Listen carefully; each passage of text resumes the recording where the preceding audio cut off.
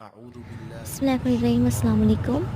कुछ लोग सिर्फ ये समझते हैं कि जो लोग सूद खाते हैं या सूद देते हैं सिर्फ उन्हीं का हिसाब होगा, सिर्फ वही परेशान होंगे या सिर्फ उन्हीं के लिए परेशानी है। ऐसा कुछ नहीं है। जो लोग सूद का कारोबार करते हैं, यहाँ तक कि जो बैंक में सिर्फ लिखते भी हैं कि सूद कितना आ रहा है, कितना जा रहा है, वो सूद के कारोबार से कमाई करते हैं, वो भी इस चीज़ का हिसाब देते हैं। इसी तरह का एक वाक़या छोटा सा मेरे सामने आया। वो ये था कि एक आदमी अपने बेटे का फ़ॉर्म लेने आता है और वो एक लड़के से बात करता है। उससे बताता है कि मैं अपने बेटे का फ़ॉर्म लेने आया हूँ। वो आज 7 साल बाद कौमे से बाहर आया। तो वो लड़का हैरान हो जाता है कि 7 साल बाद कौमे से बाहर आया। खैर, इस तरह वो लोग बात करते रहते हैं और फिर वो आदमी उससे पूछते हैं कि तुम क्या कर रहे हो? तो उसने बताया कि मैं आईकॉम में एडमिशन ले रहा हूँ। तो वो कह रहा है क्यों लेते हो आईकॉम में एडमिशन?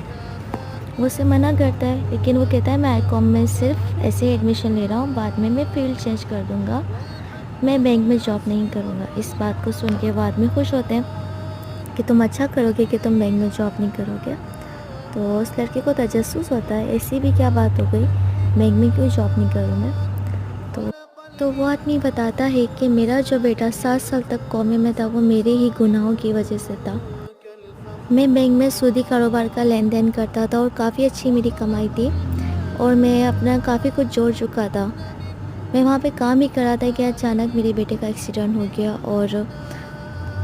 और वो कौमे में चला गया। काफ़ी अरसे तक मैंने उसका इलाज करवाया, काफ़ी डॉक्टर्स के पास उसके लेके गया, हर तरह की मैंने उसकी ट्रीटमेंट करवाई, लेकिन कोई इलाज उसका नहीं कर पा रहा था। काफ़ी मैं परेशान रहा, सारी ज़िंदगी परेशान रहता था कि इसको क्या हो गया, ये कैसे ठीक होगा।